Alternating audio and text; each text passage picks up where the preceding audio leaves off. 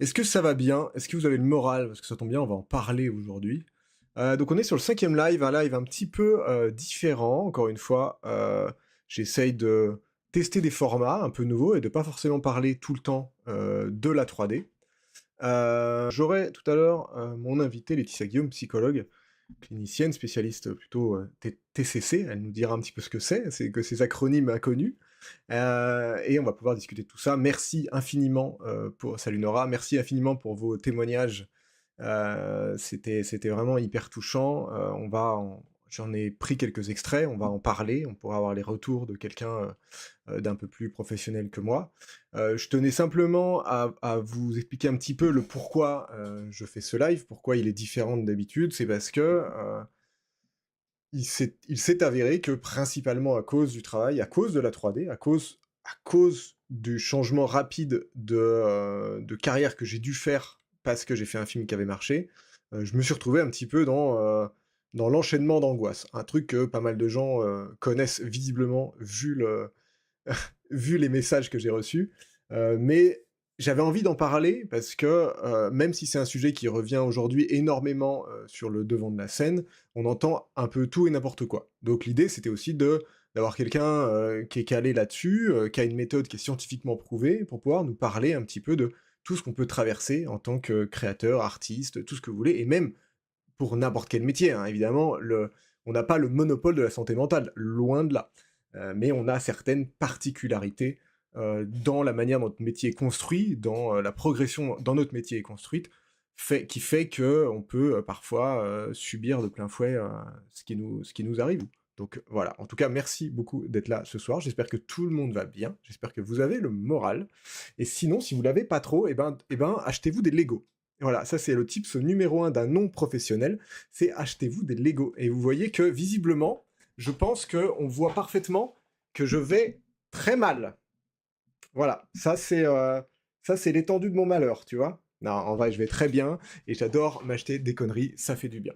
Voilà, trêve de bavardage, moi j'ai envie qu'on accueille tout de suite notre invité du jour, Laetitia Guillaume. Tu es à l'antenne dans 3 secondes. Hello Laetitia, comment vas-tu? Qui es-tu? Que fais-tu? Et dis-nous tout. Je vais bien, merci. Et merci pour l'invitation dans ce live. Alors, on va signaler tout de suite les conflits d'intérêts, n'est-ce pas Arthur? Puisqu'on se connaît bien, donc Bien c'est sûr, un biais. C'est un bien conflit sûr. d'intérêts signalé et assumé, ma foi. Mais j'ai quand même accepté cette invitation avec plaisir parce que je pense que c'est chouette de venir parler aussi sur les réseaux sociaux de ces sujets-là. Il y a à la fois beaucoup de gens qui en parlent de la santé mentale et c'est bien. Et il y a aussi à boire et à manger, il y a un peu tout et n'importe quoi sur ces sujets aussi. Donc je suis aussi contente de me dire, je fais cette démarche, j'apporte ma très modeste contribution au dialogue très large. Je voudrais juste qu'on revienne un tout petit point sur ta formation, ou en tout cas je sais pas comment on Oui. appelle le titre que tu as aujourd'hui, parce que c'est une discipline qui est particulière, pour notamment le fait c'est une des thérapies, je crois, qui est quand même prouvée scientifiquement. Parce que dans la psychologie, il y a énormément de branches différentes, c'est bien ça? Oui, alors c'est bien important effectivement de faire un point sur les différences de vocabulaire dans tout ça parce que le titre en lui-même, c'est le titre de psychologue. Dans la branche des psychologues, il y a plusieurs spécialités, dont la psychologie clinique, mais il y a aussi des psychologues de la santé, il y a aussi des psychologues sociaux, des psychologues du travail, etc. Donc chacun prend un parcours en fait au niveau du master qui va le spécialiser dans une certaine discipline. Et la psychologie clinique, en gros, c'est l'idée, on est spécialisé dans la psychopathologie notamment, mais c'est l'idée de pouvoir travailler avec des personnes en souffrance qui viennent nous consulter pour tout un tas de problèmes différents. Et on peut travailler soit en libéral, comme moi, soit en institution, dans des institutions qui reçoivent des populations psychiatriques ou pas, ou d'autres types d'institutions. Donc ça, c'est la première chose. Ça veut dire que déjà, dans le titre protégé de psychologue, il y a tout un tas de spécialités Le titre, il est protégé parce qu'il faut obligatoirement avoir fait 5 années d'études universitaires pour bénéficier de ce titre-là. Donc quand il n'y a pas c'est le titre de psychologue et de psychothérapeute qui est protégé maintenant. Donc si vous ne voyez pas ce nominalisme affiché sur la personne que vous cherchez ou que vous allez consulter, c'est que c'est une personne qui n'a pas fait les 5 ans d'études. C'est d'autres formations mais qui ne sont pas validées par l'État. Ça, c'est la première chose. Après, dans les formations de psychologie en elles-mêmes, en fait, c'est un peu le bordel, pour le dire très poliment, dans la mesure où, selon la fac dans laquelle on étudie, il y a différentes spécialités de courants thérapeutiques. Parce que la psychologie ne se résume pas à une seule méthode, loin de là. Et dans toutes ces méthodes, il y a effectivement des méthodes avec différentes épistémologies, on appelle ça, donc différentes façons d'envisager à la fois le fonctionnement de l'être humain et comment on va valider des connaissances. Donc il y a des méthodes qui s'obligent, on va dire ça comme ça, à être basées sur des preuves démontrées scientifiquement, et d'autres méthodes qui passent pas par cette validation-là. Et donc, en France, les 2 courants principaux, c'est le courant de la psychanalyse, qui est encore très très répandu en France, mais on est un des derniers pays au monde à pratiquer encore énormément la psychanalyse. Et l'autre courant principal, c'est les thérapies cognitives et comportementales, donc les TCC. Donc là, vous voyez, je vous ai expliqué. Je résume parce que c'est vraiment le bazar. Statut de psychologue, ensuite les différents grands courants de la psychologie. Et dans chaque courant de la psychologie, il y a également des méthodes thérapeutiques. Et chaque méthode thérapeutique va être différente. Le point commun de toutes les TCC, c'est qu'elles sont effectivement, pour la plupart des méthodes, basées sur de bonnes démonstrations d'efficacité scientifique. Après, toutes n'ont pas le même niveau de preuve en termes de concepts qui portent la méthode. Et donc, moi, en l'occurrence, je suis spécialisée dans une méthode en particulier qui s'appelle la thérapie d'acceptation et d'engagement, dont on va un petit peu parler ce soir parce que moi, c'est ma spécialité, donc c'est surtout de ça dont je vais parler. Et après, j'ai d'autres petites spécialisations, notamment dans la théorie de l'attachement, le développement de l'enfant. Voilà, mais en tout cas, quand on cherche une méthode qui est basée sur les sciences, j'aurais tendance à vous inviter à vous tourner plutôt vers les TCC. Et dans les TCC, je vais un peu parler ce soir de la thérapie ACT, de la thérapie d'acceptation et d'engagement. Donc vous pourrez vous en faire une idée. Et si ça vous botte, je vous invite à chercher des psychologues qui sont spécialisés dans cette thérapie parce qu'elle est de plus en plus utilisée, elle fonctionne bien. Ah, très bien, t'as un peu pris sur ma prochaine question, qui était, justement, avec tout ce que tu dis là, une chose auquel j'ai été confronté, personnellement, c'est le parcours patient, en gros, de se dire comment on s'oriente. C'est un petit peu la même chose quand tu veux commencer un métier artistique, ou te dire je vais faire de la 3D, je sais pas par où commencer, je sais pas quelle est la bonne école, et ça on va en revenir parce que les témoignages que j'ai reçus sont principalement axés autour des écoles. Et c'est vrai que cette question du parcours patient, elle est extrêmement compliquée, d'autant plus parce que aujourd'hui, on voit naître sur des plateformes beaucoup de vidéos qui se disent santé mentale, mais qui sont en fait uniquement du développement personnel, ce qui n'est pas du tout la même chose de ce que j'ai compris. Et donc, il y a un peu on n'a jamais autant parlé de la santé mentale, donc ce qui est fantastique, mais on n'en a jamais autant parlé de n'importe comment. Et comment arriver à démêler le vrai du faux là-dessus, c'est très compliqué. Je pense qu'il y a un gros effort à faire de la part de toutes les parties prenantes aussi pour faire exister des sources fiables et les faire vivre dans les canaux de communication modernes, parce que la nature et le business encore plus a horreur du vide, et cette place elle va être prise à un moment donné. Et elle est déjà prise par des contenus relativement nauséabonds quand même. Et donc, je comprends le parcours patient pour quelqu'un qui n'y connaît rien, quelle est la différence entre un psychologue, un psychiatre, un psychanalyste. Alors, psychologue, psychiatre, les gens y arrivent. Psychologue, psychanalyste, c'est déjà nettement plus compliqué, notamment parce que tu l'as expliqué, en France, il y a quand même une prédominance de la psychanalyse. J'ai une question d'Iblis qui merci pour le suivi d'ailleurs. Quid de la démocratisation des applications mobiles pour contacter des spécialistes de la santé mentale? Très bonne question, merci. En fait, il y en a déjà, mais je pense qu'elles sont effectivement pas assez démocratisées, elles sont sans doute pas assez ludiques, accessibles, j'en sais rien. Pour l'instant, un des médias les plus utilisés pour trouver un psychologue, c'est quand même Doctolib.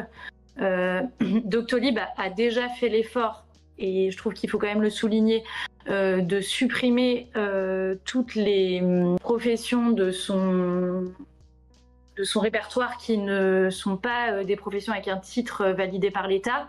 Donc ça, c'est déjà un effort d'écrémage pour que les gens s'y retrouvent, qui se retrouvent pas avec effectivement quelqu'un qui a juste suivi une formation en développement personnel quand il cherche un psychologue spécialiste de la santé mentale. Mais voilà, après, dans les psychologues, il n'y a pas spécialement de tri parce qu'il y a effectivement toutes les spécialités et que, comme on l'a dit, il y a quand même une prédominance. Alors, à la fois dans les institutions, à la fois dans la pratique, c'est-à-dire dans la pratique libérale, et surtout aussi encore dans l'éducation et dans les médias de la psychanalyse. C'est-à-dire que moi, pour ma part, je déplore un peu que à chaque fois qu'on interroge un spécialiste à la radio ou à la télé, on fait venir une personne, alors peut-être avec le titre de psychologue, mais d'orientation psychanalytique, qui sont des courants avec lesquels on travaille plus tellement quand on a cette démarche d'accompagner les gens avec des thérapies validées par les sciences. Donc c'est vrai que à minima, ça ne donne pas une vision suffisamment réaliste de toutes les autres méthodes possibles. Et ça, c'est dommage parce que les gens se font une idée de ce que c'est que la psychologie humaine. Et donc, quand on ne connaît pas bien l'ampleur de ce que peuvent être les méthodes en psychologie, on pense que aller voir un psychologue, c'est aller s'allonger sur un divan avec quelqu'un qui parle pas beaucoup. On pense que nos comportements sont dirigés par ce que d'aucuns appellent l'inconscient et qu'on a des désirs refoulés. Et donc rien que tout cet inconscient collectif, pour le coup j'utilise là le terme d'inconscient, mais cette transmission de savoir collective qu'on a reçue jusqu'à maintenant nous fait avoir une vision extrêmement biaisée de ce que peut être réellement la psychologie. Et moi j'ai régulièrement des personnes qui viennent me voir et qui en première séance sont très surprises en me disant mais j'apprécie beaucoup cette façon de faire que vous avez parce que vous me répondez. Donc voilà, on est vraiment sur quelque chose où les gens arrivent avec des attentes qui sont à milieu de ce qui se passe réellement dans les cabinets de psychologie et en tout cas les cabinets de psychologie avec des méthodes de TCC. C'est exactement ce qui s'est passé. Après, on reviendra sur une question de Nora dans le chat. Moi, ça avait été très dur, mon rapport à la psychologie introductive, parce que j'étais assis et que je devais parler, et que en fait, j'avais pas forcément envie. Alors, parce qu'à côté, j'avais la chance d'être entouré, de faire partie des gens qui ont une famille, avec qui on peut parler, beaucoup d'amis avec qui on peut parler.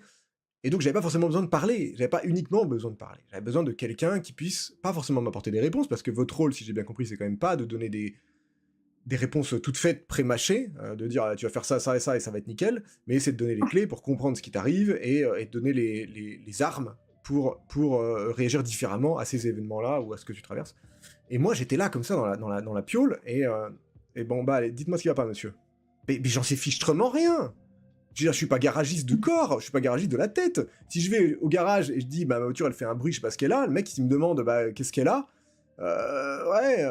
c'est compliqué quand même de te dire. Et donc, c'est un peu pareil, quoi. C'est un peu pareil, et c'est vraiment aux spécialistes, et en l'occurrence, plutôt des gens dans ta branche, de prendre un petit peu le lead aussi là-dessus, et c'est comme ça qu'on finit par apprécier vachement ce rapport qu'on peut avoir avec le ou la psychologue qui nous suit. C'est ce rapport de discussion qui est très vivant, en fait. Je voulais juste terminer sur une question. Alors, on va diverger un petit peu, mais Nora qui me dit, au travail, on a eu un flyer donné par la mutuelle, hein, pour la médoucine. La médoucine, entre grosses guillemets, la médecine douce. Et par contre, la base, au niveau des praticiens, c'est un peu la foire. La médecine douce, gros sujet aussi. Hein. Gros sujet, on va rester tendre, parce que moi, le but, c'est pas de défoncer les gens en disant vous faites de la merde, faut faire ça, parce que c'est le meilleur moyen qu'ils aillent faire l'inverse. Parce que le but, on n'est pas... tout puissant. Mais qu'est-ce que, voilà, médecine douce en entreprise, c'est quand même étrange de conseiller ça de la part d'une mutuelle.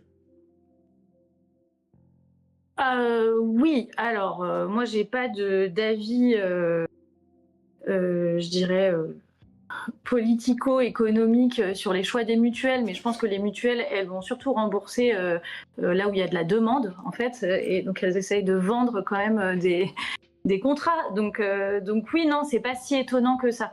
La question se pose plus pour les remboursements de la sécurité sociale, je trouve déjà. Mais en fait, effectivement, ça rebondit un peu. Je voulais à la fois rebondir sur un truc que tu avais dit, et ça va dans le sens de cette question, mais effectivement, l'idée des méthodes toutes faites, c'est plus le credo, pour le coup, des méthodes de développement personnel. C'est de proposer des sortes de modes d'emploi à la fois du fonctionnement de l'être humain. Alors, encore une fois, la vraie problématique derrière tout ça, c'est que c'est des savoirs sur le fonctionnement de l'être humain qui ne sont pas validés scientifiquement. Donc, à partir de là, on peut raconter plein de choses avec de l'intuition, avec de l'expérience personnelle, etc. Donc, bien sûr que ça peut parler à des gens, c'est pas du tout le débat. Mais le problème, c'est qu'il n'y a aucun mode d'emploi qui puisse s'adapter à tous les individus. Et donc, je dirais qu'effectivement, le rôle du psychologue, c'est d'avoir une méthode qui est vraiment centrée sur la personne. Et pour se centrer sur la personne, il faut évidemment avoir bien compris le fonctionnement des processus qui nous amènent à créer, à maintenir parfois de la souffrance et à rentrer dans des cercles vicieux qui nous amènent vers des niveaux de souffrance parfois très élevés. Mais une fois qu'on a compris ça, c'est d'aller parler avec la personne de son expérience personnelle, et pour ça, il faut partir de son monde, il faut partir de son langage à lui ou à elle. Et c'est à partir de là qu'on va avoir le terreau de travail pour dire qu'est-ce que vous voulez faire, qu'est-ce que vous voulez être, et je vais vous aider à développer ça, en fait. Mais bien évidemment que la demande part du patient. Et donc, pour reboucler sur la question, en fait, moi, je vais avoir un peu le même avis sur les médecines douces que sur la psychanalyse, par exemple. C'est-à-dire que j'estime que bien sûr qu'il y a certaines personnes à qui ça peut faire du bien et qui peuvent bénéficier de ces consultations-là. Le seul truc que je déplore, c'est qu'on ne soit pas suffisamment au courant de ce qu'on peut obtenir de ça. C'est-à-dire qu'on peut obtenir de l'écoute, on peut obtenir de l'empathie, de la bienveillance dans un cabinet de psychologue quel qu'il soit, et psychanalyste compris. On obtient du non-jugement, on obtient de l'empathie, on obtient un espace où on peut venir poser ses souffrances. Et ça fait déjà une partie du travail. Mais en fait, ça ne fait pas tout le travail. Et si on veut vraiment changer des choses qui sont très ancrées en nous, qui sont compliquées, qui nous amènent effectivement à reproduire des choses qui nous font souffrir, là, on a besoin de méthodes et de méthodes qui sont efficaces. Et pour trouver de l'efficacité, il faut trouver vraiment comment marche l'être humain, et il faut trouver la façon la plus adaptée de l'aider. Sinon, très vite, même le psychologue se casse le nez parce que tout ce qui ne va pas rentrer dans son mode d'emploi, il ne va pas trop savoir, et il va se trouver lui-même face à l'échec de « j'arrive pas à aider cette personne ». Et donc voilà, donc en fait les médecines douces, c'est un peu pareil. Bien sûr qu'il y a des effets et notamment il y a des effets placebo qui sont très documentés et qui sont en partie très puissants. Le seul truc, c'est qu'on ne les maîtrise pas vraiment, c'est qu'on ne sait pas vraiment qu'est-ce qu'il va prendre chez chaque individu, etc. Mais en tout cas, de dire qu'on peut aller voir absolument qui on veut, et on peut avoir n'importe quelle croyance à partir du moment où ça nous fait du bien et ça nous apporte des bénéfices, oui, ça oui. Mais en fait, c'est le même débat avec médecine acupuncture et médecine générale. C'est-à-dire que si vous avez des métastases et qu'elles ont besoin d'être soignées par de la médecine traditionnelle qui a fait ses preuves et qui sait comment viser les métastases, on aura quand même tendance à vous conseiller d'aller voir quelqu'un qui sait ce qu'il fait.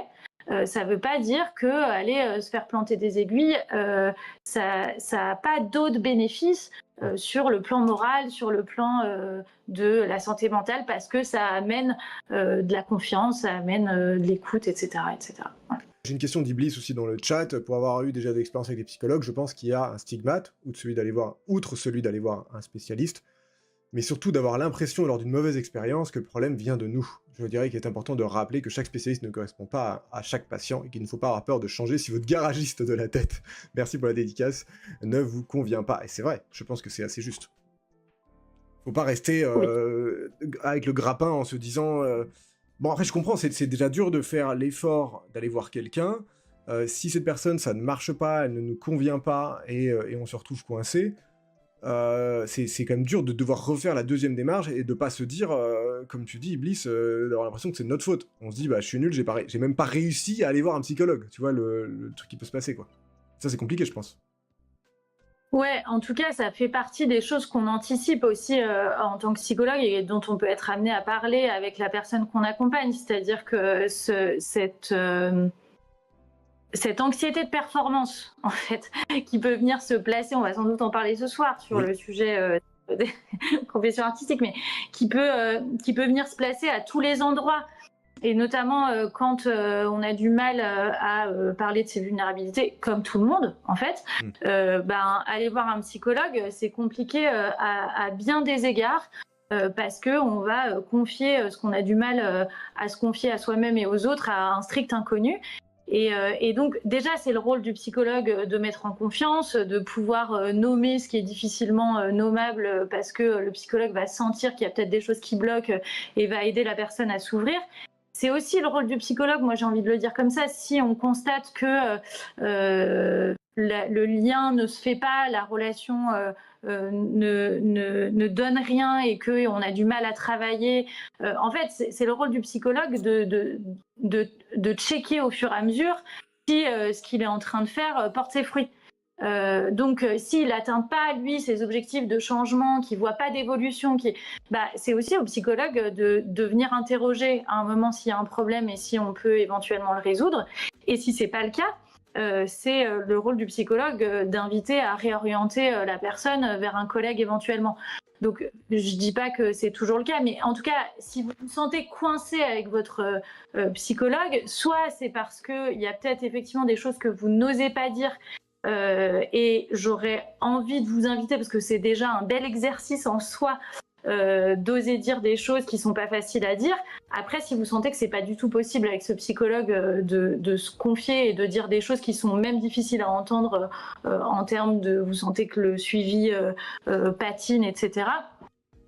C'est qu'effectivement la confiance n'a pas pris, et dans ce cas-là, c'est hyper important de ne pas perdre votre temps, votre argent. Enfin, c'est quand même tout ça, ça a un coût, ça a un coût financier et temporel. Donc c'est encore une fois, je le redis, c'est une démarche très difficile à faire, qui est coûteuse pour la personne qui l'a fait. Donc prenez soin de cette démarche aussi, comme votre démarche de prendre soin de vous, quoi. J'espère qu'on a répondu à ta question. N'hésite pas si vous avez d'autres questions. J'en profite pour glisser juste une petite promo que on a un Discord spécial 3D de DFX où on parle de plein de choses et notamment on s'entraide vachement quand on a des petits coups de mou et ce genre de petites actions aussi font beaucoup, mais on va maintenant en parler plus en détail puisqu'on va rentrer dans le sujet qui nous amène quand même aujourd'hui, qui va être la santé mentale dans les milieux artistiques. Alors j'ai quelques études que tu m'as envoyées de tendance générale. Alors, c'est divisé en 3 catégories. Il y a les musiciens-acteurs et acteurs, les danseurs professionnels et cinéma et audiovisuel. Pour les musiciens et acteurs, par exemple, on note quand même une prévalence élevée d'anxiété de performance, de symptômes dépressifs, de troubles du sommeil et d'abus de substances. Chez les danseurs professionnels, par contre, on a des risques supérieurs de troubles alimentaires, d'anxiété, de perfectionnisme pathologique. Alors ça, lié au contrôle corporel et à la compétition, un gros sujet aussi.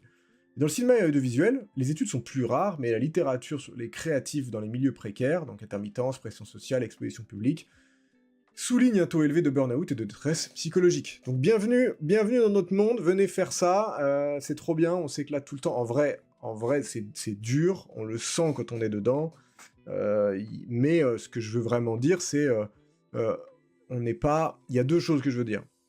C'est un métier passion, donc normalement on n'a pas trop le droit de se plaindre, parce qu'on est censé vraiment aimer ce qu'on fait. Donc ça c'est un énorme poids. La deuxième chose, c'est que ce qu'on traverse, les burn-out, le stress, l'anxiété, les troubles alimentaires, ce n'est pas uniquement lié à nos métiers. Il y a plein d'autres métiers qui ont d'autres pressions différentes. Je pense que ce qui joue un petit peu, et ça justement je voudrais avoir ton avis là-dessus, qu'est-ce qui fait que on a l'impression, quand on commence à traîner un petit peu dans les sphères de gens qui font le même métier que nous, qu'il y a quand même une espèce de mal-être général ou d'angoisse. En tout cas, déjà, l'angoisse, c'est un truc quasi, et qui a été très documenté dans la littérature, notamment l'angoisse de l'écrivain, par exemple, le syndrome de la page blanche, ce genre de choses, et ça, pour l'avoir connu, je sais ce que c'est que l'angoisse. Qu'est-ce qui, selon toi, pourrait expliquer un petit peu quels sont les facteurs, en fait, de ce genre de symptômes qu'on pourrait avoir? Alors, les études effectivement que j'ai pu un peu répertorier, on vous les mettra en description, mais ce qu'il faut bien comprendre, c'est que dans ces métiers, il y a surtout des facteurs contextuels. Donc, c'est des facteurs contextuels de deux ordres. Il y a des facteurs contextuels effectivement internes, c'est-à-dire liés à des facteurs de fonctionnement interne, de personnalité, de traits spécifiques, de facteurs de vulnérabilité. J'aime pas utiliser ce mot, parce que la vulnérabilité n'est pas un truc avec lequel on est, en fait, c'est pas quelque chose d'inné. Mais il y a aussi forcément certaines personnalités ou sensibilités qui vont se diriger vers des métiers d'art, et ces personnalités ont certains traits, effectivement, qui sont des choses merveilleuses quand même, pour la plupart, faut le souligner, mais qui peuvent avoir des aspects dans certaines situations, et notamment des situations de stress, qui peuvent avoir des aspects un peu handicapants, parce qu'on va aussi vivre les choses avec beaucoup d'intensité. Ça, c'est les facteurs internes. Mais le plus gros, et c'est sur ça que je voudrais insister, le plus gros des facteurs contextuels, c'est surtout des facteurs contextuels externes liés à la situation de ces métiers-là. Et la situation de ces métiers-là, c'est principalement de l'instabilité économique, de l'instabilité matérielle, un manque de possibilité de se projeter sur des projets stables, etc.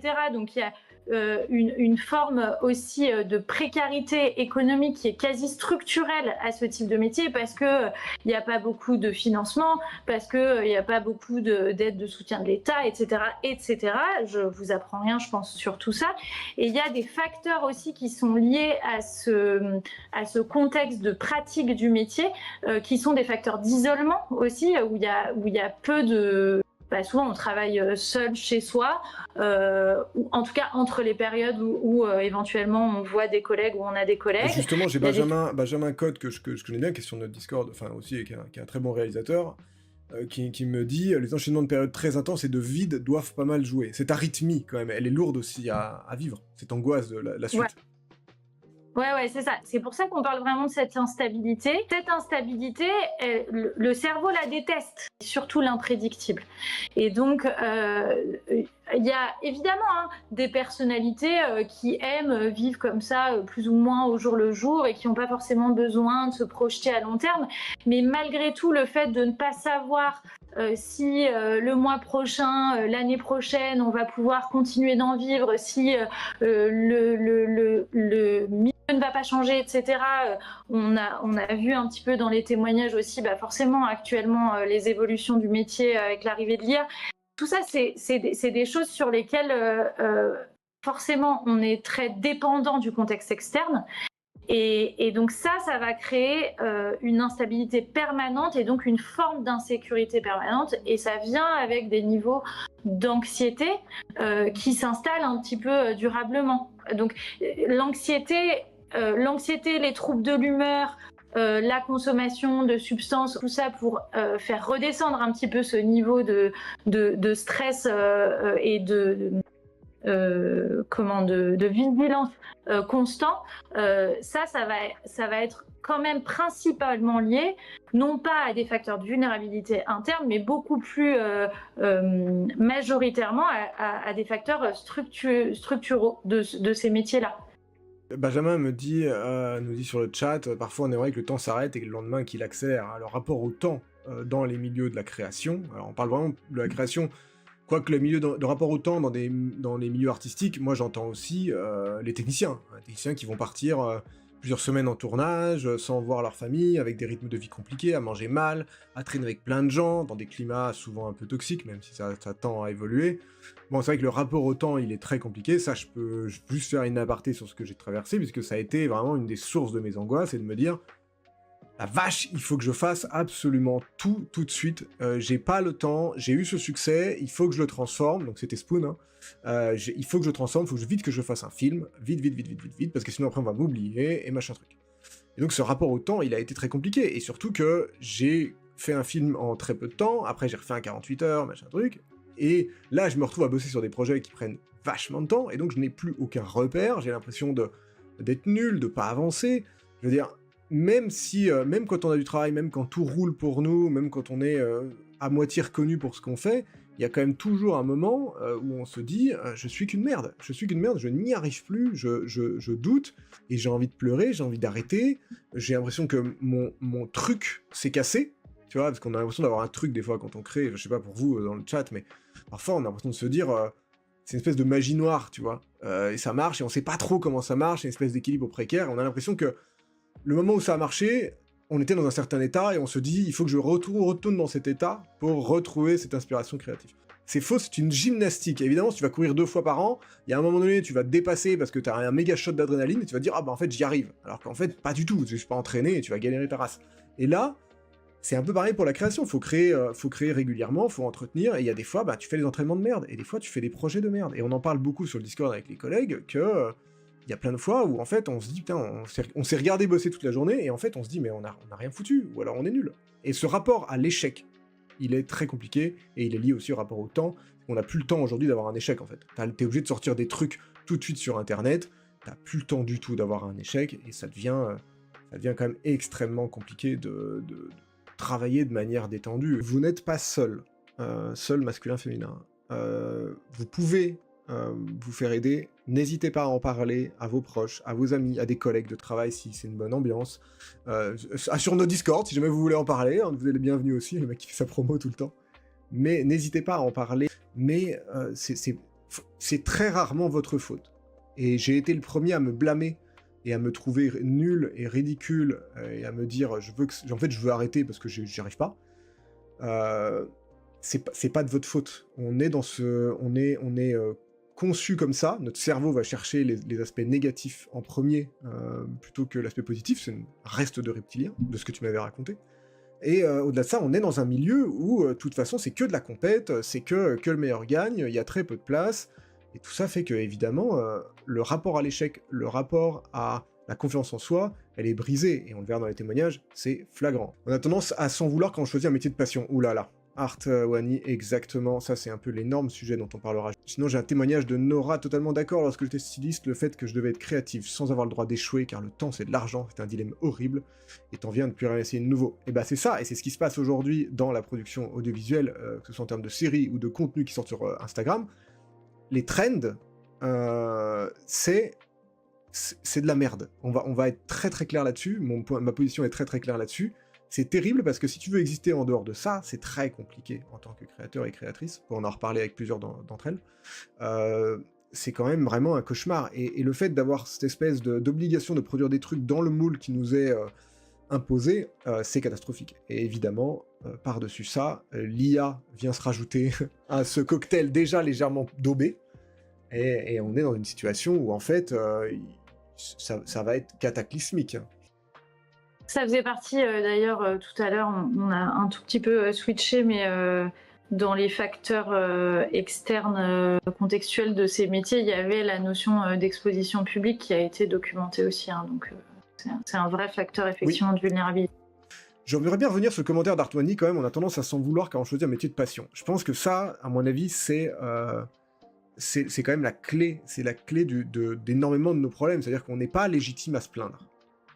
Oui, c'est une des clés. Il y en a tellement, mais on voit hein, à quel point, pourquoi on disait tout à l'heure, les méthodes de développement personnel fonctionnent parce qu'elles proposent des trucs simplistes et tout faits à la raison de toutes vos souffrances. Et en fait, on voit aussi à quel point notre cerveau cherche tout le temps du contrôle, cherche tout le temps à simplifier les choses parce que tout simplement, on veut arrêter de souffrir parce qu'aucun d'entre nous n'aime souffrir, et pourtant, chacun d'entre nous va souffrir, a souffert, continue de souffrir à des moments. En tout cas, les émotions désagréables, elles font vraiment partie de notre existence. Et l'idée, je rebondis juste avant, sur le métier de passion, je rebondis sur ce que tu disais, je suis une merde. Et en fait, c'est vraiment cette phrase, qui ne l'a pas eu dans la tête? C'est-à-dire que c'est vraiment quelque chose que tout le monde s'est dit à un moment de sa vie, face à un échec ou face à une émotion très difficile. Et en fait, c'est une tentative pour notre esprit de vouloir aller chercher du contrôle à l'intérieur de nous quand on est face à une perte de contrôle. Donc, en effet, l'échec, le sentiment que les choses nous échappent, que ce qu'on voulait n'arrive pas et qu'on est envahi par tout un tas de choses internes très difficiles, comme encore une fois, notre cerveau n'aime pas l'incertitude, n'aime pas l'incontrôlable. On va aller chercher du contrôle à l'intérieur de nous. Et comment on peut trouver du contrôle à l'intérieur de nous? De dire, c'est moi qui ai un problème, c'est de ma faute, c'est à moi de me remettre en question. Parce que si on arrivait au bout de ce débat, on n'y arrive jamais, on est bien d'accord, mais si on arrivait au bout de ce débat, évidemment, on aurait des solutions, on pourrait changer, on pourrait modifier des trucs, et alors on s'arrêterait de souffrir. C'est quand même toujours ce processus de tentative de lutte contre ce qui est difficile à l'intérieur de nous, qui va driver la plupart de nos pensées difficiles. Ok. Et si on devait donner un petit tips, parce qu'ici on donne des tips d'habitude en 3D, est-ce qu'on pourrait donner un petit tips pour essayer de briser cette espèce de cercle dans lequel on rentre de doute, ou d'angoisse, ou d'échec? Alors, je vais répondre en 2 temps. Oh là, oh là. Oh, les psychologues, ils sont bavards, hein, ça c'est sûr. Hein. Non mais, ouais, déjà oui, je suis vraiment très bavarde. Et en plus, j'ai vraiment cette manie de répondre en 2 temps. Je sais pas pourquoi mon cerveau est très binaire. Je dis souvent ça, je vais répondre en 2 temps. Ma première réponse, c'est non. Il n'y a rien pour briser ce cercle. Ok, merci, c'était bien le live. À bientôt, bonne soirée. C'est la merci de faire qu'on vous a aidé. Il n'y a aucune solution, vous êtes tous dans la merde, désolé. Wait for it. Oui, en fait, il est hors de question que je fasse la promesse que, encore une fois, il y aurait une solution miracle pour qu'on arrête de se dire à des moments de notre vie qu'on est une merde. Parce qu'on va continuer de se le dire à des moments de notre vie. Et c'est pour ça que j'affirme sans sourciller que tout le monde se l'est déjà dit. J'en suis sûre et certaine. Le truc, c'est que non, ça va revenir à des moments. Par contre, ce qu'on essaye, là, c'est mon deuxième temps qui amène plus d'espoir. Ce qu'on essaie de briser, c'est comment on va justement observer ce phénomène comme un phénomène de tentative de prise de contrôle de notre esprit. Et à partir du moment où on commence à envisager notre esprit comme une machine à créer de la solution, mais qui crée des problèmes, en fait, hein, c'est un peu ça notre esprit. Et donc, à partir du moment où on arrive à observer notre esprit comme un truc un peu indépendant, comme ça, alors un des trucs qu'on dit beaucoup dans la thérapie ACT, c'est quand on a des pensées très difficiles comme ça, avec lesquelles on se sent complètement envahi et bouleversé, c'est de pouvoir se les reformuler avec ce petit préfixe qui serait « mon esprit me raconte que je suis une merde ». Se regarder penser le truc, quoi. Changer de caméra et de se dire on se regarde un peu, on se regarde penser, quoi.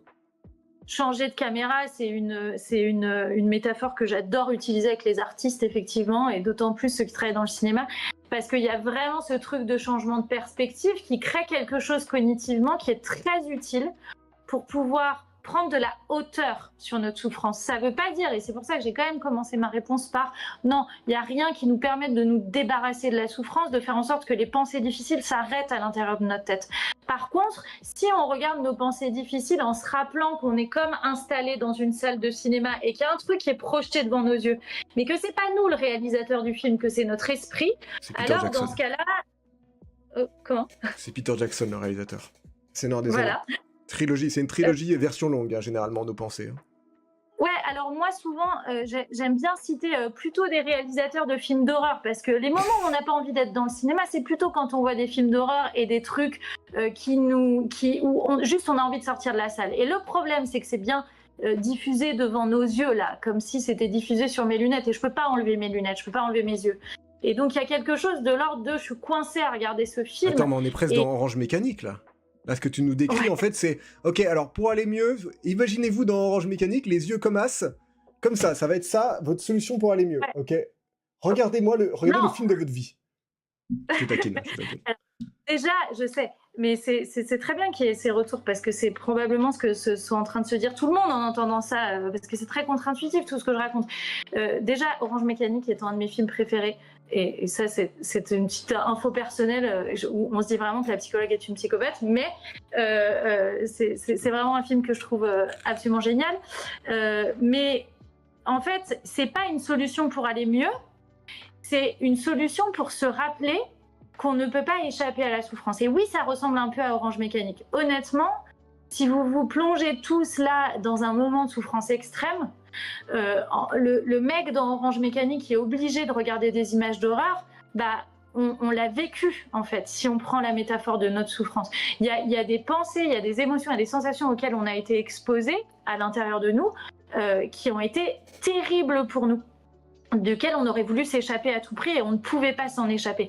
Donc oui, l'idée du film d'horreur où on ne peut pas sortir de la salle, je trouve que c'est quand même une image importante parce que c'est le fait de se rappeler qu'on est en train de regarder un film qui va nous aider à se dire ok, je suis dans ce fauteuil, certes, je peux pas prendre l'issue de secours, mais quitte à me taper ce film de merde que j'ai vu 150 fois, parce qu'en général quand même nos pensées elles racontent toujours un petit peu la même chose, qui me fait peur, qui me fait mal, que je supporte plus de regarder, autant me dire ok, c'est un mauvais réal, mais c'est quand même le réal qui est dans ma tête, prendre son petit paquet de popcorn, se mettre un plaid sous les épaules et dire bon bah je vais attendre qu'il finisse ce putain de film, mais en attendant je vais mettre un tout petit peu confort le temps que la vague elle passe.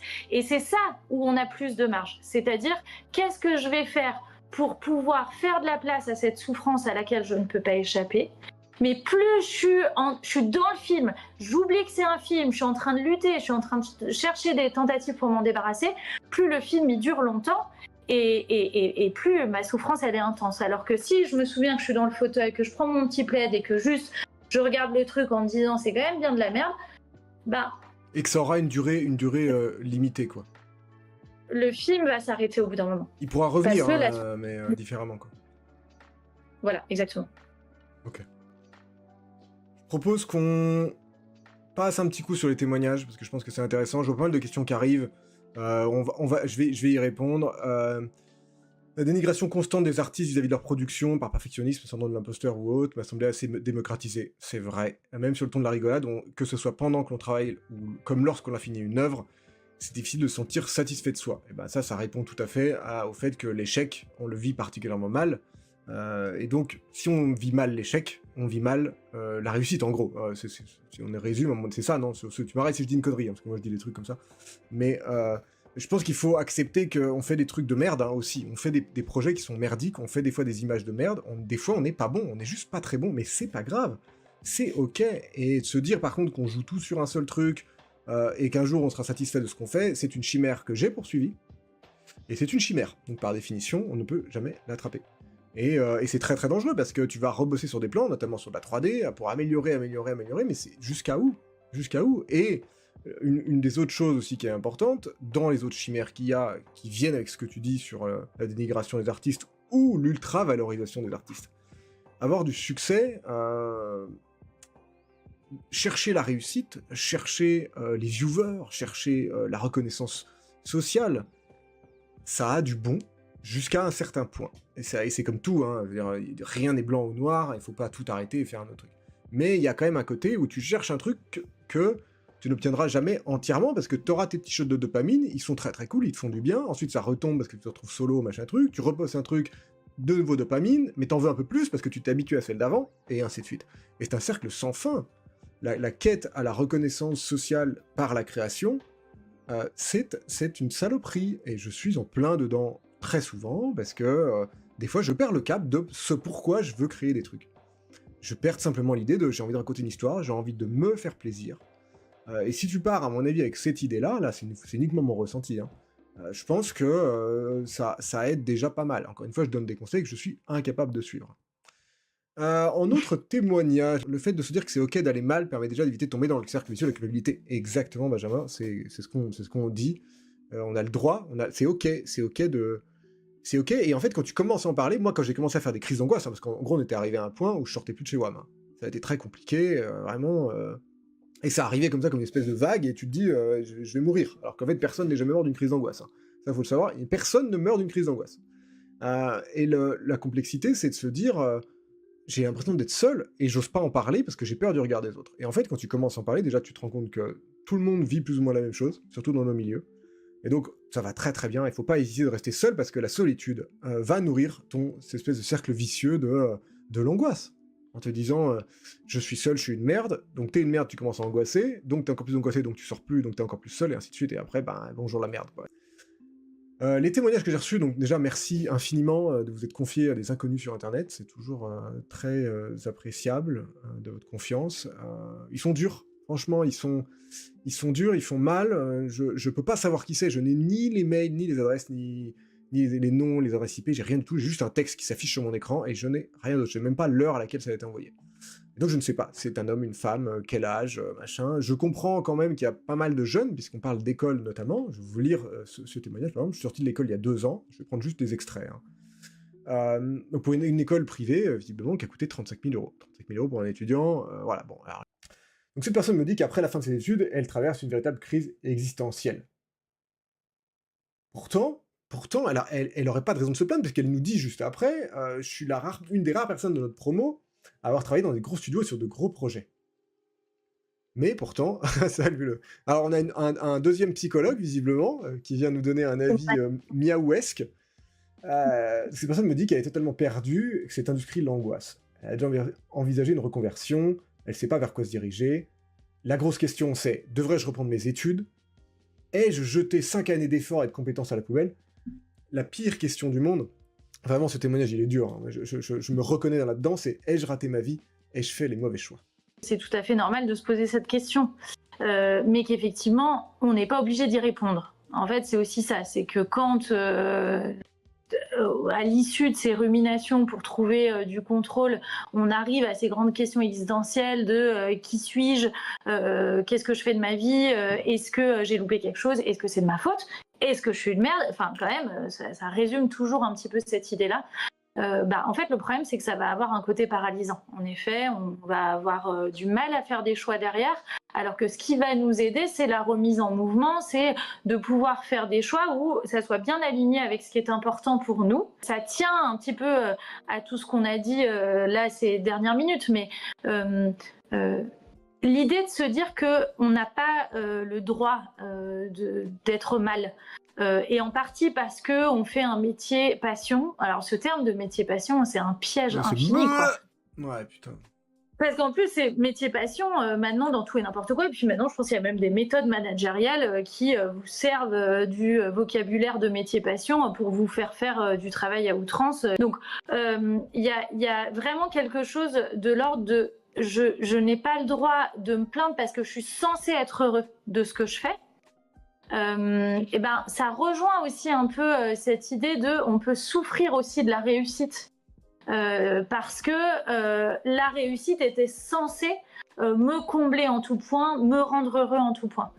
Et donc là, je boucle avec les différentes choses qui ont été évoquées, mais l'idée de chercher de la reconnaissance sociale, c'est pas ça qui est merdique en soi. C'est normal de chercher de la reconnaissance sociale, en effet, mais c'est l'idée de croire que la reconnaissance sociale va nous amener un bonheur durable.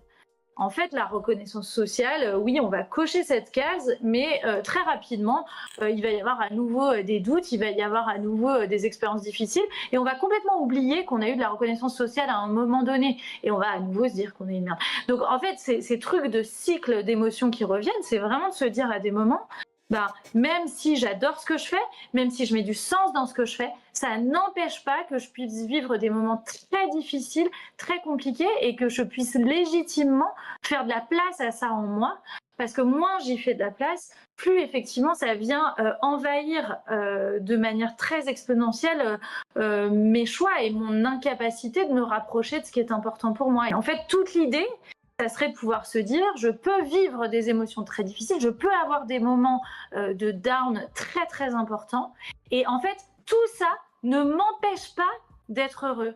Le bonheur ne serait pas un état absolument constant, mais serait des moments de sens, des moments de connexion avec des choses qui ont de la valeur à nos yeux. Et ça, on peut le trouver dans nos métiers, dans nos activités de travail et artistiques notamment. Mais c'est pas parce qu'on trouve ça qu'on a un espèce d'état permanent de bien-être je dirais, ouais, absolu, quoi. Ça ne peut pas marcher comme ça parce que les émotions désagréables, elles sont toujours là. Et c'est pas incompatible avec le fait de se sentir heureux. Je pense que c'est très compliqué de nager, de survivre, de surnager là-dedans. Pourtant, même si t'as fait un truc qui est bien, et là on rejoint sur ce que t'as dit, même si t'as bossé dans un grand studio, machin truc, peut-être simplement que ce qui se révèle à toi, c'est le fait que cette industrie n'est pas en adéquation avec ton système de valeurs. Et qu'en fait, tu te dis, peut-être que je suis pas faite pour ce métier. Et moi, je peux le comprendre comme ça. Moi, j'ai la question inverse de me dire, si je peux plus faire des films parce qu'il y a que de l'IA ou machin, où je perds entièrement mon travail ou ma capacité mentale à faire des films, je sais pas quoi foutre de ma vie. Je sais pas quoi foutre de ma poire. Alors, il y a deux choses. Déjà... Deux choses, c'est rare. Infernal. Alors, il y a 19 choses. La première, c'est que on perd rien parce qu'en fait, on ne désapprend pas. C'est-à-dire que notre cerveau, lui, il est sur un mode cumulatif. Donc, tout ce qu'on a vécu, tout ce qu'on a appris, tout ce qu'on a acquis au cours de notre existence reste dans notre histoire de vie, reste une source de conditionnement de qui on est, de qu'est-ce qu'on est devenu, etc. Donc, l'idée, en tout cas sur le plan de la psychologie humaine, l'idée de dire qu'on a perdu du temps ou des acquisitions d'apprentissage, etc., ne tient pas. Ça, c'est la première chose. Et la deuxième chose, c'est que la question de cette mise en sens de ce qui est important pour moi, elle va justement dépasser, transcender les barrières structurelles qui sont dans notre environnement. C'est-à-dire que oui, il y a des choses qu'on ne contrôle pas. Donc moi, j'ai pas de débat sur ne plus être en adéquation avec un système entier dans lequel on se sent tout le temps malheureux et changer de domaine ou de métier, ça peut être évidemment un vrai choix. Mais par contre, en fait, j'ai aussi envie d'ajouter, c'est pas parce que on a des choses qu'on ne contrôle pas dans l'instabilité, dans le milieu qui change, dans les sources de stress, etc., qu'on ne peut pas aller chercher des choses qui comptent à nos yeux et qui sont importantes pour nous. Donc, peut-être que c'est du réaménagement de certains choix, de certaines choses, de certains modes de fonctionnement, mais je poserais la question comme ça. Quand je suis en train de créer, il se passe des trucs en moi qui font battre mon cœur, quoi. Je vais le dire avec des mots très simples. C'est beau. Non, mais c'est parce que c'est ça, en fait. C'est comme ça qu'on marche. C'est-à-dire, on est... Bien sûr. On vit le truc, on vit le truc à fond, bien sûr. Voilà, on est mis en élan par des trucs effectivement à l'intérieur de nous parce que ça a du sens. Parce que quand je crée, donc là je dis n'importe quoi parce que chacun a une expérience différente, mais quand je crée, bah, ça va me connecter à la partie de moi qui a envie d'explorer le monde, qui a envie d'être curieuse, qui a envie de transmettre, qui a envie... Il y a toutes ces choses-là qui viennent se jouer juste quand je prends mon petit stylet pour faire une forme sur ma tablette. Bon, bah en fait c'est ça qui va faire que là, je commence à aller trouver des directions, des grands chemins de vie, des directions de vie qui vont me mener vers quelque chose qui va venir m'ouvrir, m'éclairer de l'intérieur. C'est ça qu'on appelle, nous, en psychologie dans l'acte, l'épanouissement. En fait, cet épanouissement, il est possible et accessible par plein de sources de choix ou de comportements différentes. Ça veut dire que si même un jour j'étais empêchée de créer parce que c'est trop dur, parce que j'ai plus de bras, j'en sais rien. Enfin, il se passer tellement de choses dans ma vie qui me coupent de ce qui me semblait être le seul chemin possible vers mon épanouissement.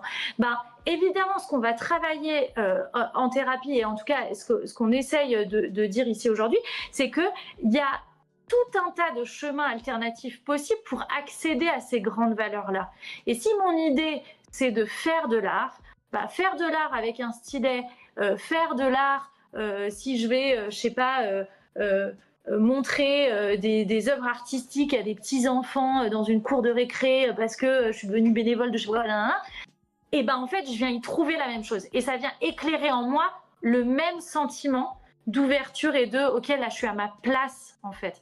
Et on n'est pas à sa place qu'à un seul endroit. Et ça, c'est quand même hyper important parce qu'il y a plein de moments de notre vie où on se trouve et où on se sent empêché de faire ce qui nous semble être la seule clé de notre bonheur. Je fais juste une petite aparté.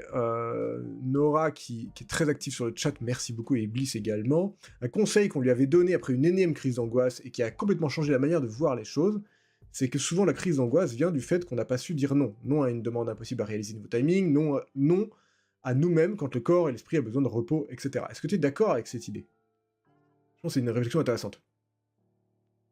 En tout cas, moi, Alors, je l'ai vécu personnellement. J'ai senti le moment où je n'étais plus du tout en accord avec ce que j'étais en train de faire.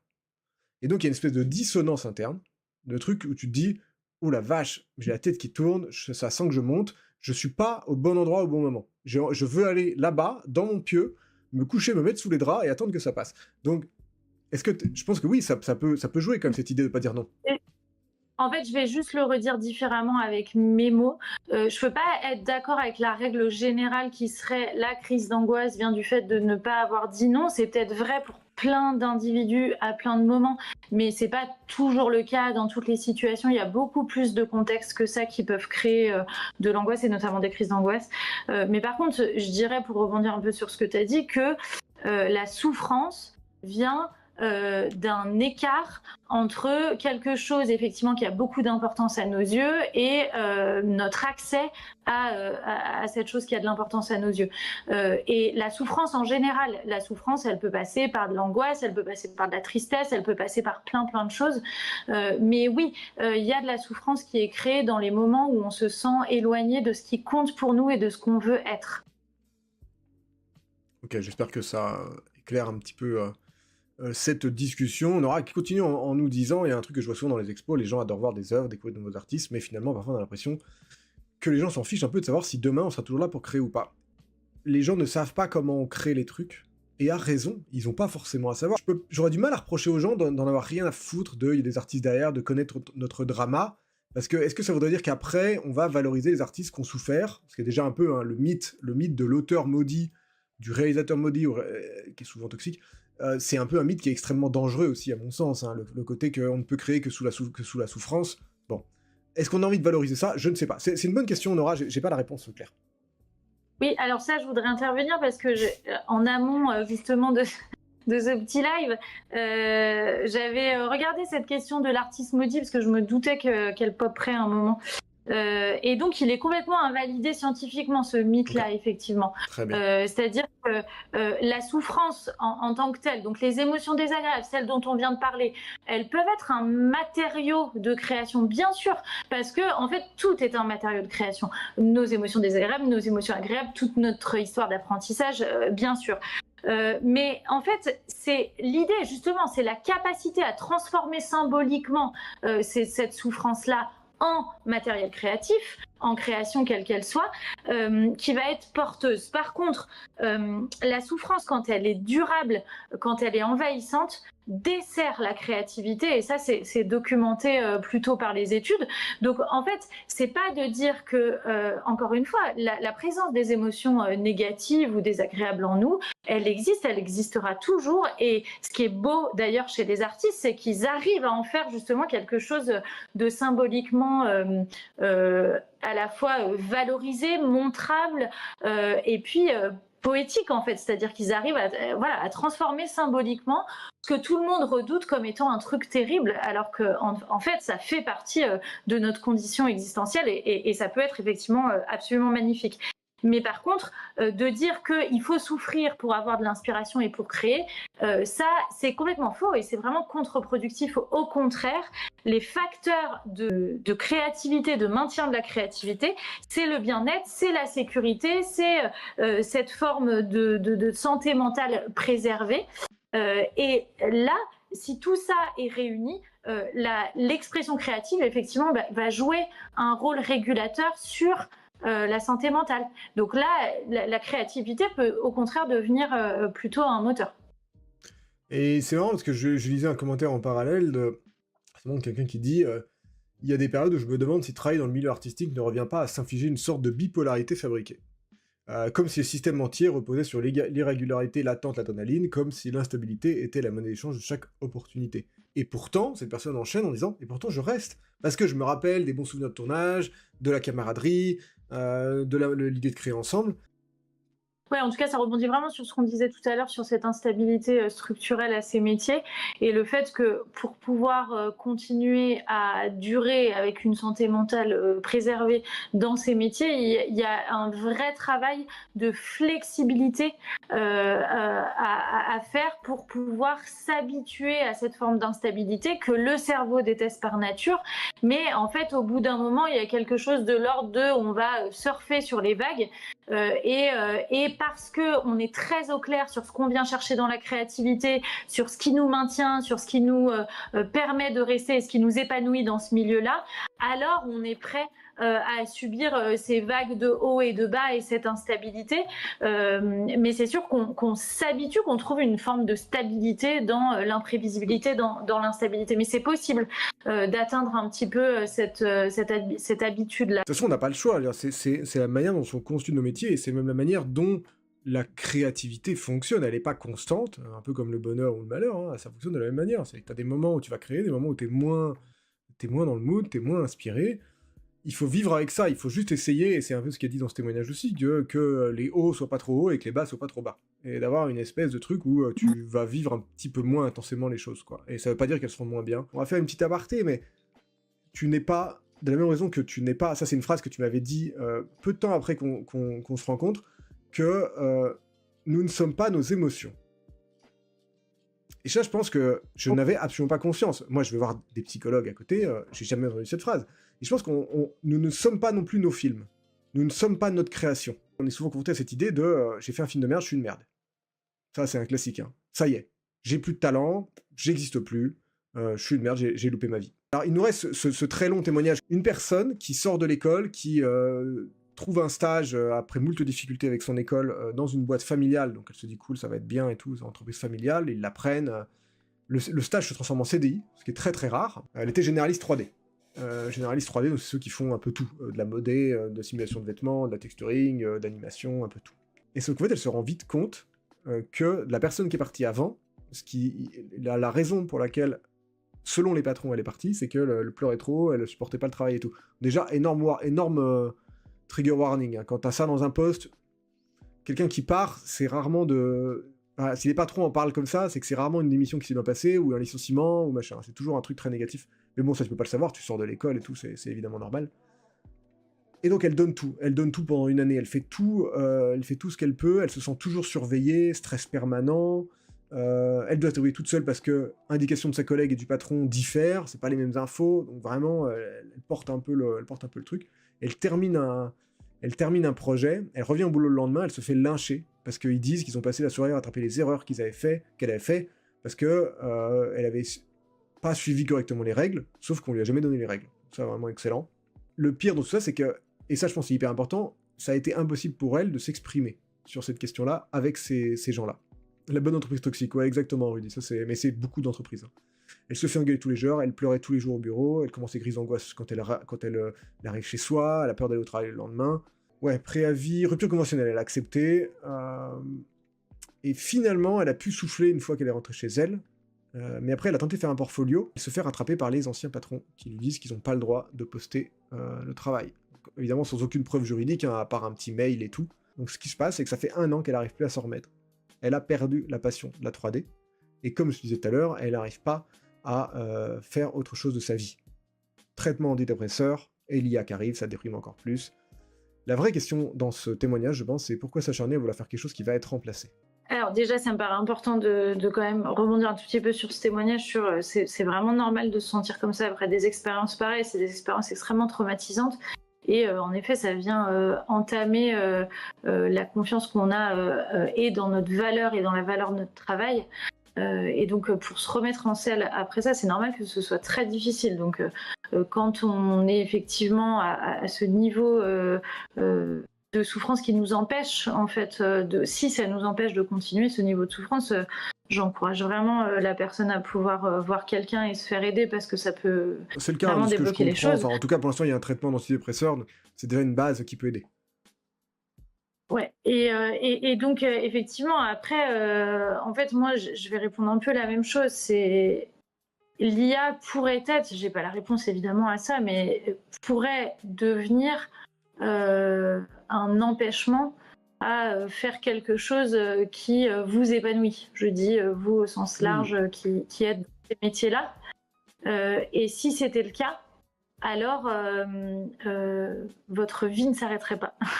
J'ai envie de le dire avec ces mots-là, même si ça paraît bien présomptueux et bien simpliste dit comme ça.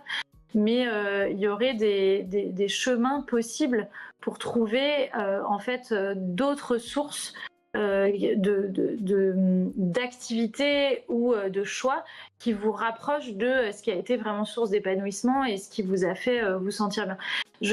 Pour rebondir là-dessus, je reprends juste parce que j'avais ouais, sélectionné aussi cette phrase dans les témoignages qui était un des témoignages que tu as cité tout à l'heure, mais qui était la personne qui disait je reste pour les nuits blanches passées à imaginer un monde meilleur. Je reste pour ce moment où quelqu'un me dit que mon travail l'a touché, parce que dans ces instants-là, tout retrouve du sens. bien sûr. Je n'ai pas choisi l'art pour souffrir, je l'ai choisi parce qu'il me rappelle que je suis vivant. Là, en fait, pour moi, dans cette phrase, on a un panier de valeurs.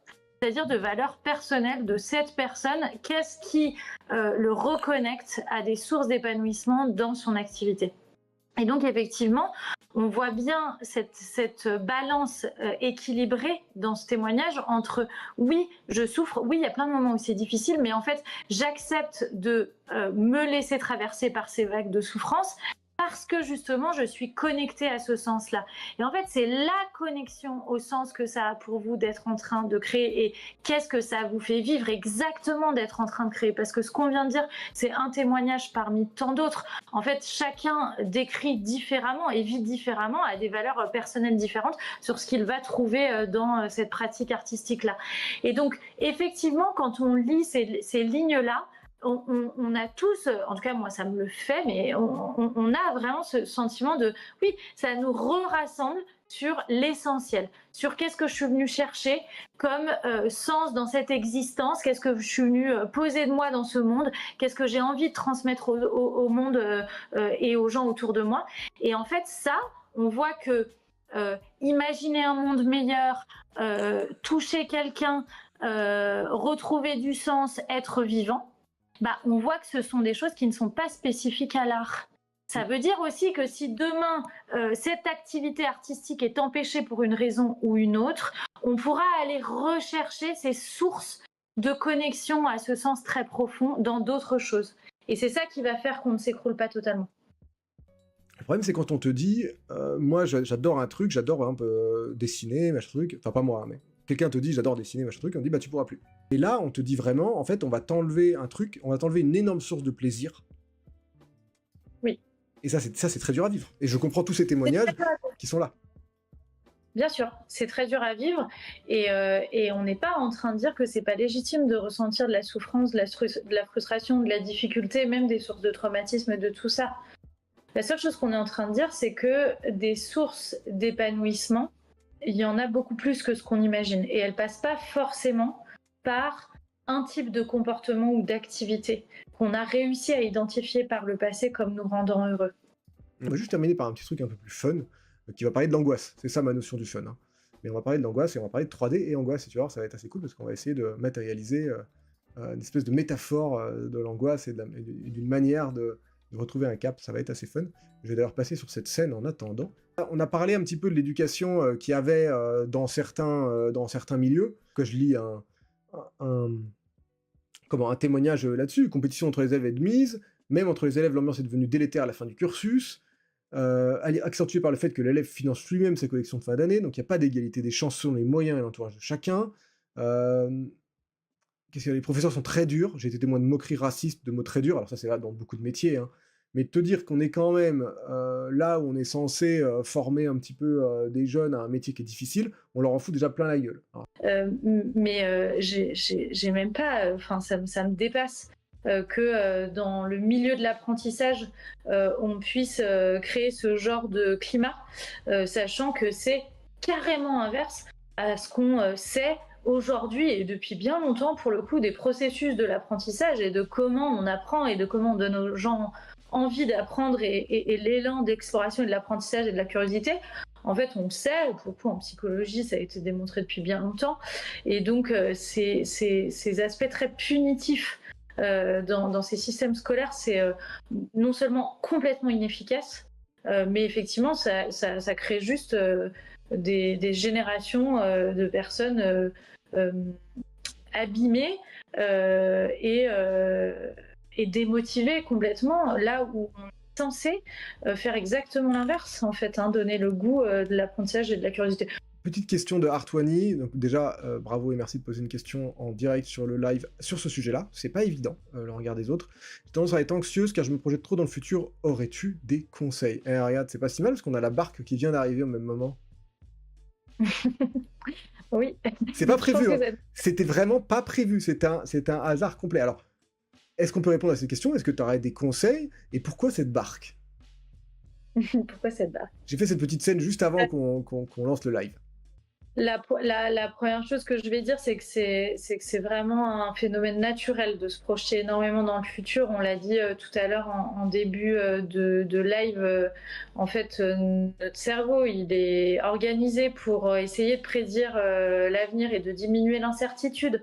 Donc, le fait de se projeter en avant et d'essayer d'anticiper et d'essayer de trouver toutes les infos qui vont nous permettre d'être le moins surpris possible.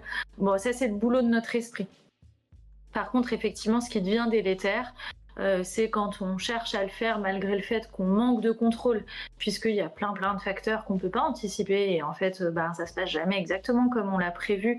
Et ce phénomène d'anxiété, en tout cas de ce qu'on peut appeler un petit peu de la rumination en psychologie, c'est le fait de passer très longtemps à analyser ce qui s'est passé, alors soit dans le passé, soit ce qui pourrait se passer à l'avenir, pour essayer de trouver des solutions afin de diminuer les risques qui nous arrivent des choses déplaisantes.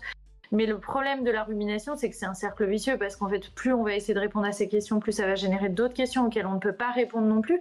Et on peut passer des nuits blanches ou des journées entières où on perd notre attention et on n'arrive plus à faire autre chose que de penser à tout ça. Donc effectivement, ici, ce qu'on va essayer de travailler, c'est de sortir de la réponse qu'on fait à nos pensées. Non pas le fait que notre pensée génère des questions et des tentatives de projection, ça continuera d'exister en nous, mais par contre, on a un peu plus de choix sur comment on s'entraîne à dire en fait, je peux pas trop répondre à ces questions, donc je vais essayer de reporter mon attention sur d'autres choses parce que je sais que je vais devoir composer avec la présence de l'incertitude. Donc ça, c'est un truc sur lequel on peut s'entraîner un peu. Alors tous les petits exercices d'ancrage, un peu de mindfulness peuvent parfois aider à ça. Il y en a certains chez qui ça marche, il y en a certains à qui ça parle pas du tout. Genre respiration, des choses comme ça, de la pleine conscience, ce genre de démarche? En fait, l'ancrage, c'est n'importe quel exercice qui te permet de focaliser ton attention pendant quelques instants sur un truc précis. Donc ça peut être ta respiration, mais ça peut être d'écrire des choses dans la pièce autour de toi, ça peut être te concentrer sur un sujet, ça peut être faire une activité qui te demande aussi beaucoup d'attention cognitive, comme jouer du piano ou des choses comme ça qui nous demandent un niveau d'attention un peu élevé, ou faire des puzzles ou dessiner des trucs. Bon, bref. C'est ça l'idée de l'ancrage. Par contre, encore une fois, c'est pas une baguette magique, c'est-à-dire que c'est pas parce qu'on apprend à focaliser notre attention que notre attention, elle va pas être happée régulièrement, et en fait, on va juste apprendre à faire ces allers-retours à chaque fois que notre attention est à nouveau happée par l'anxiété d'anticipation de ce qui va se passer dans le futur. C'est de refuser de s'installer à la table du dialogue avec notre esprit de bon, ok, on va essayer de trouver une solution sur ce qui pourrait se passer. Et surtout, on va essayer de la là, trouver à 3h du matin. À 3h du matin, généralement. Souvent, on essaie de la trouver à 3h du matin et on est persuadé qu'on va la trouver. Donc effectivement, c'est souvent assez stérile. Et donc, en effet, cette métaphore, elle va un peu plus loin parce que l'idée ici, c'est de voir cette barque comme nous, installés à l'intérieur de nous-mêmes, en fait, hein, cette barque comme notre esprit, comme nous à l'intérieur de notre esprit, peu importe. Et de constater qu'on est ballotté par la météo de cette mer. Et alors, oui, selon les jours, il y a des moments où ça va être assez calme, où ça va même être assez joli et apaisant à regarder. Et puis, il y a des jours où la houle, je crois qu'on dit comme ça, je crois de vocabulaire. Oui. Ouais, à un moment donné où la houle est un petit peu plus déchaînée, le ciel est plus menaçant. Voilà. Et donc, il peut nous pleuvoir dessus, il peut y avoir un courant pas possible, et alors on est complètement ballotté, on est trempé de la tête aux pieds. Et donc, on peut passer tout notre temps à essayer de mettre des coups de poing dans les gouttes de pluie, en fait. Hein. C'est ça qu'on essaye de faire quand on rumine, notamment, mais quand on met en place n'importe quel comportement un petit peu de lutte contre ce qui est difficile et incontrôlable. Parce que nos émotions internes, en fait, ce qui se passe à l'intérieur de nous, c'est comme la météo à l'extérieur. C'est-à-dire, il y a des jours, c'est merveilleux, il y a des jours, c'est horrible, et juste, on n'y peut rien, en fait. On est en train de subir ce truc-là. Et donc, l'idée ici, c'est de se dire déjà de relâcher la lutte. C'est-à-dire que si je mets des coups de poing dans les gouttes de pluie, ben, il va rien se passer à part m'épuiser et continuer de voir la pluie comme le truc le plus horrible du monde. Alors si je m'allonge dans ma barque en me disant bon bah de toute façon mouiller pour mouiller c'est terminé, et puis je vais essayer juste de regarder les gouttes de pluie en attendant que la pluie s'arrête, déjà je sors de ce processus de lutte. Et après, il y a vraiment ce que j'aime bien dans les métaphores de la barque, c'est qu'il y a vraiment l'idée de si je suis plus en train d'être occupée à lutter contre ce qui est difficile à l'intérieur de moi, alors qu'est-ce que je peux faire de mon énergie? Et j'ai à nouveau de l'énergie dont je dispose, et comment je pourrais diriger mon existence avec cette énergie. Faut essayer d'imaginer qu'on a une petite boussole dans la main à ce moment-là, et qu'on va diriger donc nos coups de pagaie vers une direction. Cette direction, c'est les valeurs dont on a parlé. Tout à l'heure, on a cité l'exemple de voilà, la boussole posée négligemment sur cette barque de Attends, les façon valeurs, très c'est quoi? On va mettre genre un terrain au loin, non, tu penses pas? C'est ça les valeurs, non? alors, non, alors on peut. Non, les valeurs, c'est vraiment l'idée de la boussole. Ok, ok, C'est-à-dire que tout à l'heure, on a dit, mais tu peux mettre un terrain en loin. Tout à l'heure, on a ok. dit que il y avait ce témoignage de je me sens vivant, je fais des choses qui vont toucher les gens. Et il y a vraiment un alignement en moi lorsque je suis en train de créer. Ça, en fait, c'est quand ma boussole indique le nord. C'est-à-dire que mon nord à moi, c'est faire des trucs qui me font ressentir à ma place, qui me font ressentir vivant, qui servent aux autres, qui viennent toucher le monde, qui viennent impacter d'autres individus, etc. En fait, quand je suis connectée à cette idée que c'est ça que je suis en train de faire, mon nord, il vient se mettre sur l'aiguille bien droit comme ça. Et donc, je sais la direction que je veux emprunter. Les valeurs, c'est vraiment des directions de nos existences qu'on veut suivre. Donc, je suis sur ma barque. Pour l'instant, je vois pas trop au loin, et effectivement, je peux voir cette terre au loin. Donc, je peux me dire, bah, j'ai envie d'aller vers tel projet, vers tel but. On a tous des buts et des projets, mais je vais mettre des coups de pagaie en direction de mon nord. Par contre, effectivement, je ne sais pas encore l'île sur laquelle je vais poser le pied, et je ne sais pas encore à quoi va ressembler cette île. Je ne connais pas sa végétation, je ne connais pas ce que j'y ferai sur cette île, mais par contre, ce que je sais, c'est que je suis en train de poursuivre la direction qui est la bonne pour moi. Donc, pour citer une autre expression un peu connue, hein, mais qui représente vraiment ça, ce qui compte, c'est le chemin et pas la destination. Et donc, il y a vraiment ça dans l'idée de l'épanouissement, c'est de pouvoir être guidé par des choses importantes pour nous. Et à partir du moment où on est connecté à ces choses symboliques, hein, parce que ça passe par du symbole, bah, en fait, on sait qu'on se dirige dans une direction, et même si on ne sait pas encore exactement ce qu'on va y trouver, on sait qu'il y a quelque chose de très aligné en nous. Et donc, c'est ça qu'on peut faire de l'énergie qu'on libère, du temps et de l'espace qu'on libère quand on n'est pas en train de lutter contre ce qui se passe à l'intérieur de nous.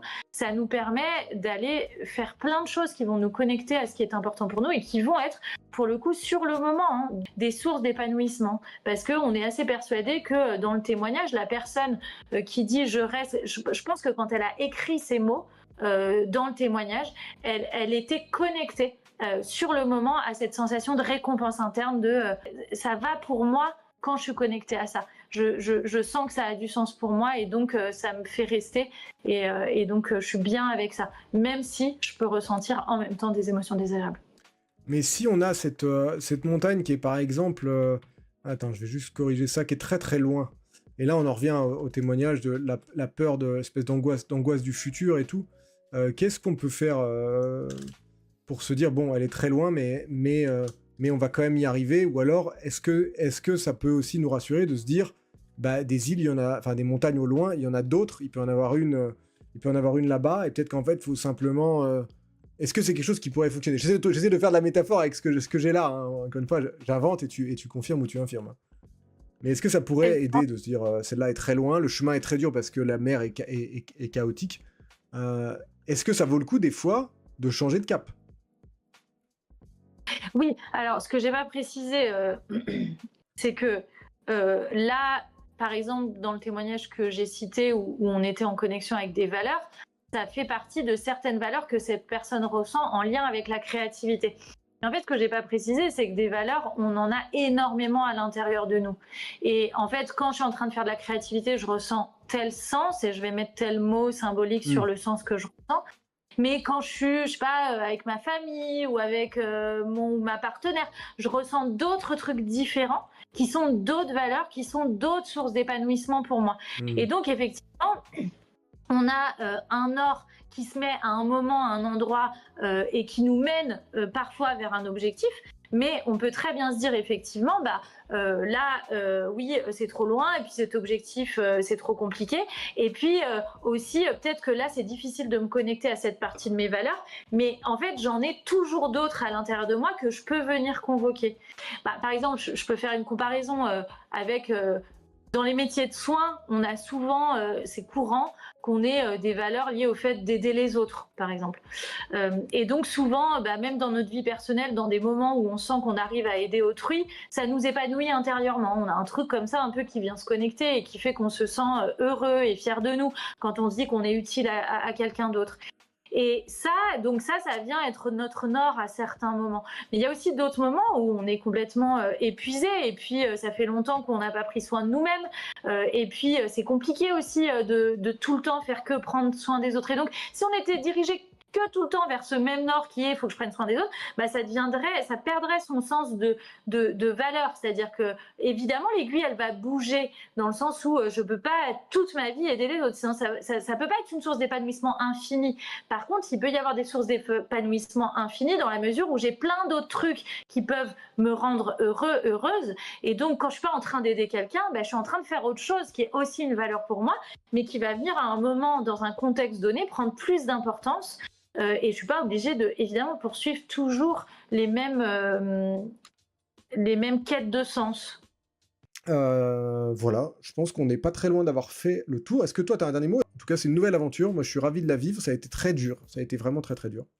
Mais on y arrive. On s'en sort. Donc, franchement, gardez espoir. Et je pense que déjà, le fait d'avoir témoigné, d'être venu, c'est déjà une énorme avancée, en fait.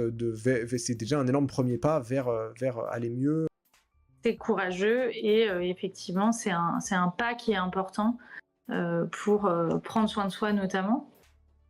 Et donc, en effet, moi, si je devais dire un mot de conclusion, c'est de pouvoir légitimer ce qu'on ressent à partir du moment où, comme on le disait, nous ne sommes pas ce que nous ressentons.